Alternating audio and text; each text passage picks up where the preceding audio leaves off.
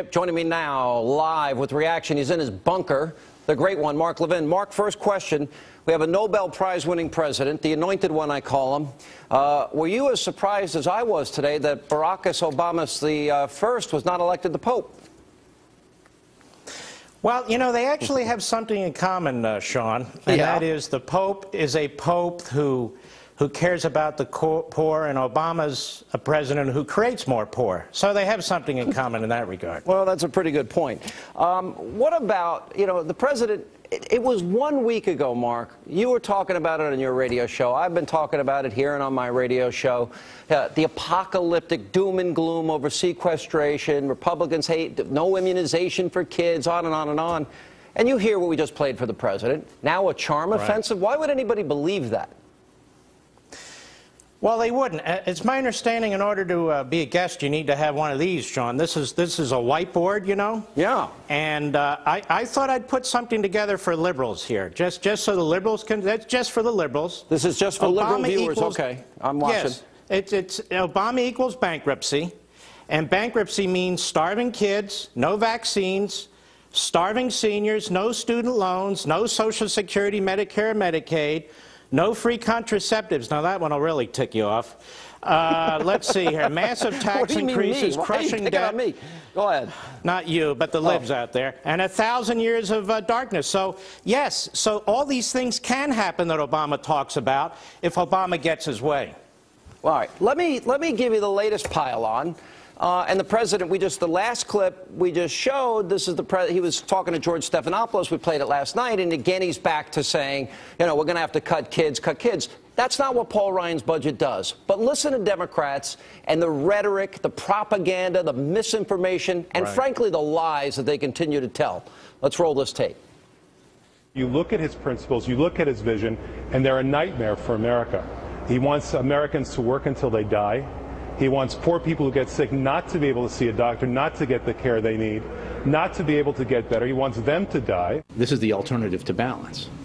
It results in unfair tax hikes on middle-class Americans, and it results in an undue burden on middle-class Americans through the cuts envisioned. This Republican budget, once again, takes an ideological, uncompromising approach to addressing that budget challenge. Perhaps the best thing I can tell you about the Republican budget is that here we go again. Yesterday, Americans got their first look at this year's Ryan Republican budget.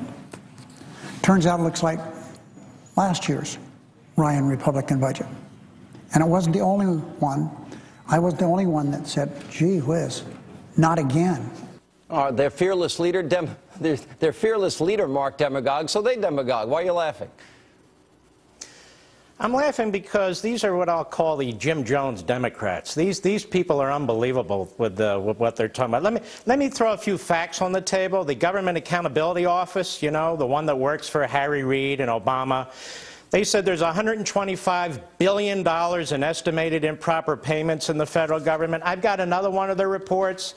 $510 billion of duplicative, wasteful programs in the federal government. That's a lot of money. I've got another document here, a summary of the Social Security Medicare boards of trustees. I think they work for Obama, and they say here Medicare and Social Security cannot sustain protected long-term program costs, and that somebody needs to do something about it very fast. What has Obama done about any of this? Nothing about the $500 billion, nothing about the $125 billion, nothing about Social Security, Medicare, or Medicaid. And then they go around talking about how they care about people. They don't care about anybody. They represent big government, and that's all they represent. And, Mark, the results aren't good. I mean, let's be honest here. We have 9 million people, fewer Americans in the workforce, 50 million Americans. These are real people that now find themselves on food stamps because there's no opportunity in the country. 1 in 6 Americans in poverty. The Republican budget is proposed by Ryan. And you may have disagreements, and feel free to tell me if you do or you don't. I don't care. But 3.4% increase in spending every year for 10 years isn't a cut. I don't care, even if you're using a Washington, D.C. calculator. No. That's not a cut. I have a question for you, Harry Reid. I have a question for you, President Obama.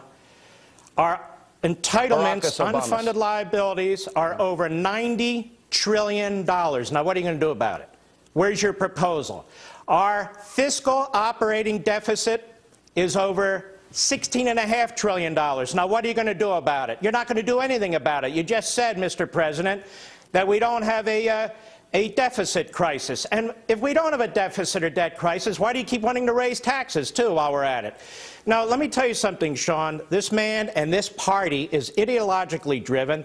They're like the Pied Piper trying to take the country over the cliff, and we have to stop it. And that's what we're trying to do. And when the economic system collapses, all they're talking about, food, housing, schooling, kids, senior citizens, everybody's going to suffer miserably, and that's what we're trying to prevent. Well, and that's the thing. I mean, anybody with eyes to see can see where we're headed. And if you want a vision, if the Democrats have their way, just go look at Greece and Spain and Portugal and Europe, and you'll see what happens. The thing is, they just got their tax increase. As a matter of fact, Mark, as you know, they got 2 tax increases at the start of this year. They got the new Obamacare tax, then they got the fiscal cliff tax. 3 months later, they're back now, the Democratic budget in the Senate, which, by the way, they hadn't produced in 4 years. Now they want another $1 trillion to take out of the economy. It's how do the Republicans deal with this? I had John Boehner on my radio show, Paul Ryan on this show last night. What are your thoughts? What are they doing right? What are they doing wrong? Well, actually doing something would help. Proposing budgets and doing all that's all well and good. They had a continuing resolution last week that they could have used to try and cut some of Obamacare administrative expenses, put some language in it in order to curtail Obamacare. Obamacare is the big killer in this society, and not just of health care, but of liberty and the Constitution. And what do? They vote for it. Not only do they vote for it, they don't even allow conservatives in the House to put an amendment on it. Obama's not taking Boehner seriously. He's kicking him around like a soccer ball. That's the problem. The Republicans have got to show that they mean something, and if they don't, this is going to continue.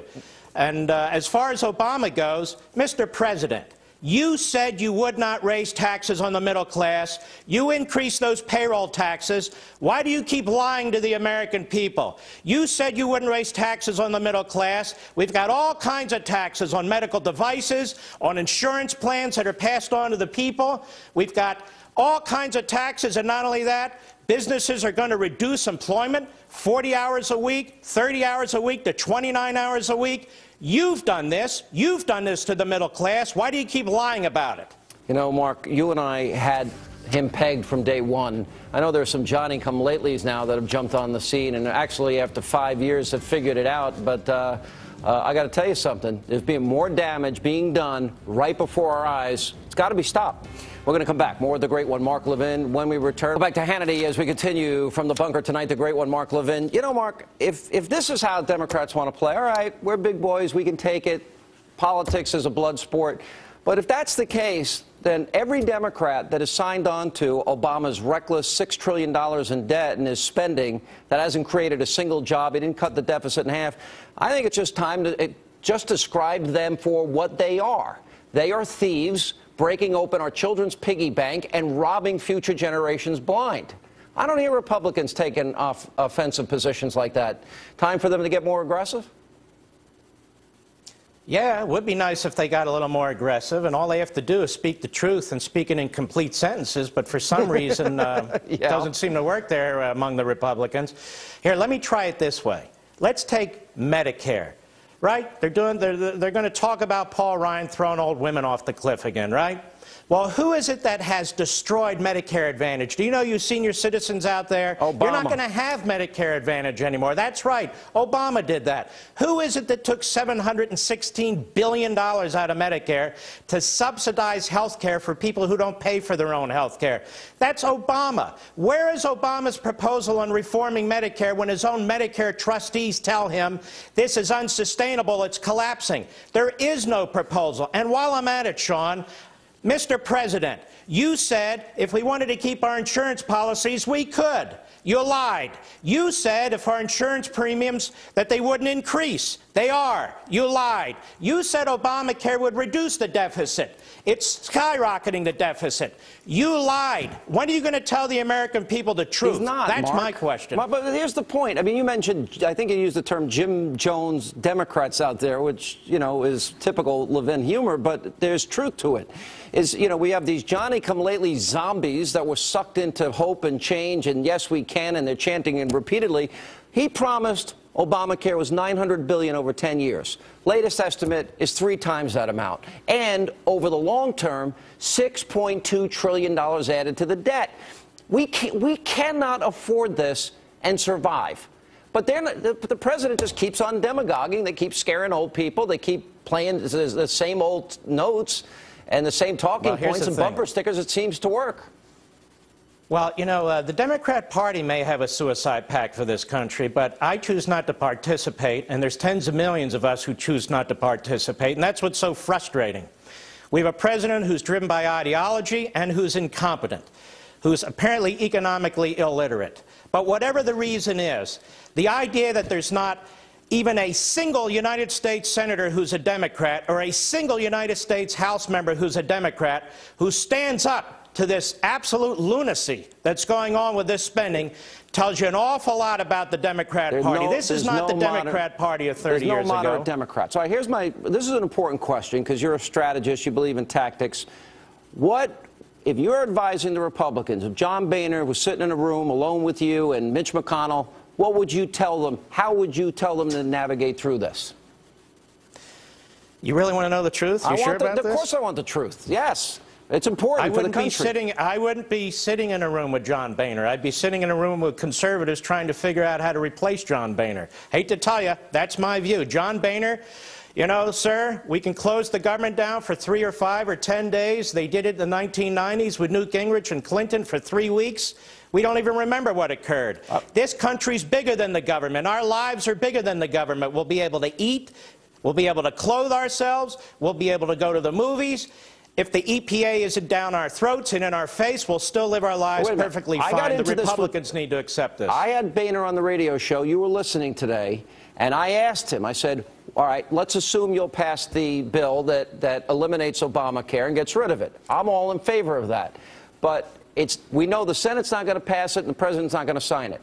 So push is going to come to shove here, Mark. It's either the continuing resolution or the debt ceiling, but at some point, if it's either symbolic or they have to be willing to shut down the government. His answer to me was that the full faith and credit of the United States would be in jeopardy. And my answer to him was, wait a minute, we take in $2.7 billion. Our obligations could be paid for seniors and the military and our debt service. Who's right? Well, you're right, because Boehner's repeating what Obama says. The bottom line is this. The debt is the interest on the debt that is due. We bring in far more money than is required to pay the interest on the debt, to cover Social Security and Medicare, to cover the military and the vets. All right. And what he's talking about and Boehner's doing is paying for all the rest of the stuff. Hey, by the way, you look good. Great one. You lost some weight and you're working out. You look like you're ready to go in UFC boxing, which you love so much. Oh, I love the UFC. God bless you. Thank you, buddy. You're looking pretty good yourself, in a manly kind of way.